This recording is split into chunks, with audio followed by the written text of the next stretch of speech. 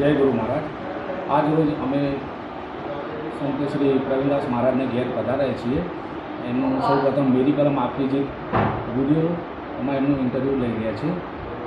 આજે એમની જોડે પ્રત્યક્ષ આપણે એમના વિચારોનું આદાન પ્રદાન કરીશું।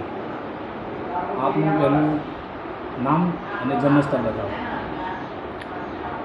મારું સાંસારિક નામ પ્રવીણભાઈ લક્ષ્મણભાઈ પટની છે અને આધ્યાત્મિક નામ જે મને ગુરુગાદી મળ્યા પછી પરમહંસગીરી છે।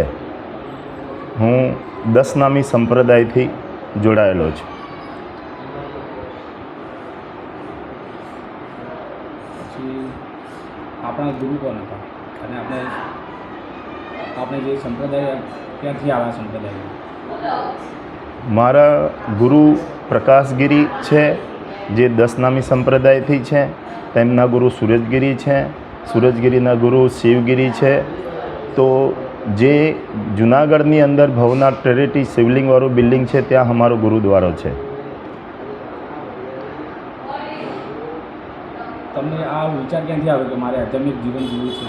અને આધ્યાત્મિક વિચાર તો મને બચપનથી જ હતો। 3 વર્ષની ઉંમરથી જ મને આધ્યાત્મિક વિચારો, સૂક્ષ્મ જગત એના વિશે મને ઘણી બધી પ્રેરણાઓ થતી હતી। ઘણું બધું સૂક્ષ્મ જગત વિશે બધું મારી અંદર એક ઉર્મી જાગતી અને એનું સંશોધન કરવાની ઈચ્છા થતી, એનો પોતાનો સ્વાનુભવ કરવાની ઈચ્છા થતી। હું કોણ છું, ક્યાંથી આવ્યો છું, ક્યાં જવાનું છું ને અત્યારે ક્યાં છું, આવી મને તાલાવેલી લાગેલી હતી।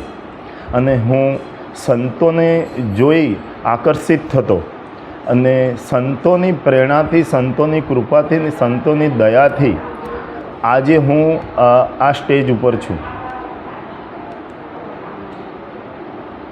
તમે જે આધ્યાત્મિક સંપ્રદાયમાં જોડાયા અને હમણાં તક તમને જે વિશ્વની મોટામાં મોટી જે સંસ્થા છે આધ્યાત્મિક હ્યુમન રાઇટ્સ, એમાં તમને પ્રમાણપત્ર આપીને સન્માનિત કરવામાં આવે છે, તો એ વિશે શું કહેશો?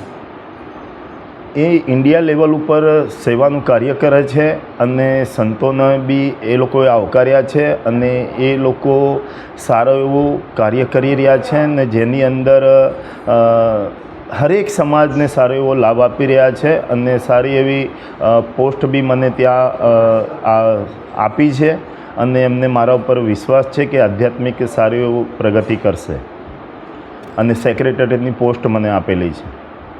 બહુ સરસ।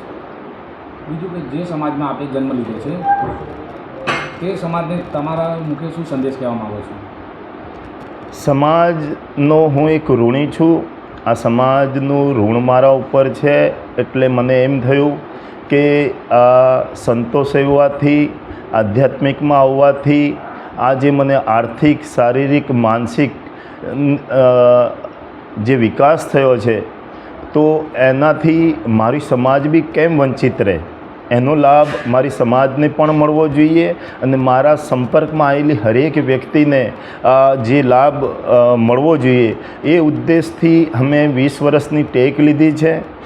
હર પૂનમે અહીંયા ગુરુ મહારાજનો પાઠ કરીએ છીએ અને એ પાઠનો સહારો લઈ જે આધ્યાત્મિક ચર્ચાઓ છે જેથી માનવ આજે માનવ રહ્યો નથી અને બનાવવા માટેની પ્રક્રિયા જે છે એ અમે ત્યાં સંતોની કૃપાથી, ગુરુ કૃપાથી જે અમને બોધ મળ્યો છે અને જે આજે અમે એક કાર્ય હાથમાં લીધું છે કે જે વ્યક્તિઓ ભટકી ગયા છે એને સાચું માર્ગદર્શન આપી આર્થિક, શારીરિક અને માનસિક અને આધ્યાત્મિક રીતે વિકાસ કરવા માટેનો પ્રયત્ન કરી રહ્યા છે। બહુ ખૂબ જ સરસ। આપશ્રીએ જે સમાજને સારું જીવન જીવવા માટે જે સંદેશ મોકલ્યો છે તે આ યુટ્યુબ ચેનલના માધ્યમથી દરેક લોકોના સુધી પહોંચશે અને આપના જે શુદ્ધ સાત્વિક વિચારો છે તે સમાજના યુવાનો, યુવતીઓ તેને અનુકરણ કરે તેવી આશા। જય ગુરુ મહારાજ।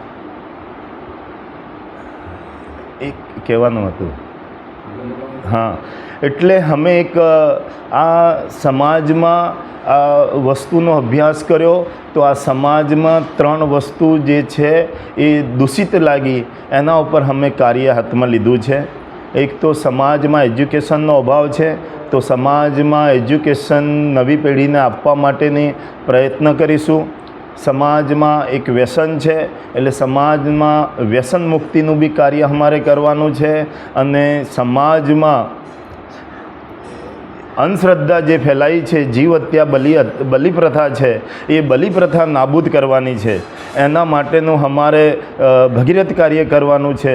તો આ ત્રણેય કાર્યો જે છે એ ત્રણેય કાર્યોને સમેટી કોણ શકે, એટલે એક અમે બે સૂત્રો આપ્યા છે. જેમાં પહેલું સૂત્ર છે જે સંતની ધારાની અંદર કહેવામાં આવ્યું છે, હર ઘર ગુરુમુખી. તો અમારું એક સૂત્ર છે, હર ઘરમાં આ સમાજમાં ગુરુમુખી હોવો જોઈએ. આજે હું મારા ઘરમાં ગુરુમુખી છું, તો નાના મોટા 16 સભ્યો છે, તો 16 સભ્યો મને આચરીને ચાલે છે, તો મારા 16 સભ્યો એ ગુરુમુખી થઈને એ પ્રમાણે આચરણથી ચાલે છે. તો હરેક ઘરમાં ગુરુમુખી હોવા જરૂરી છે. બીજી વસ્તુ કે આ કાર્યની અંદર આપણી સમાજની જે નારી શક્તિ છે એ સુસુપ્ત છે, અને જાગૃત કરવા માટે બી અમે એક નારી શક્તિનું સંગઠન કરવાના છીએ. અને એમાં બી અમે એક સૂત્ર આપ્યું છે, નારી તું નારાયણી. આ બે ટીમ બનાવી આ સમાજની અંદરથી આ જે દૂષિત કાર્યો છે એ કાઢી અને આ સમાજને વિકસિત કરી આગળ લાવવા માટેનો અમે પ્રયત્ન કરીશું. ખૂબ જ સરસ. મહારાજશ્રી, આપે જે સંદેશ આપ્યો છે તે સમાજના હરેક ઘર સુધી, મહોલ્લા ચાલી સુધી પહોંચશે અને એ આપણા જે અનમોલ વાક્યને, અમૃત વાણીને, એ એનું અનુકરણ કરે તેવી આશા. જય ગુરુ મહારાજ.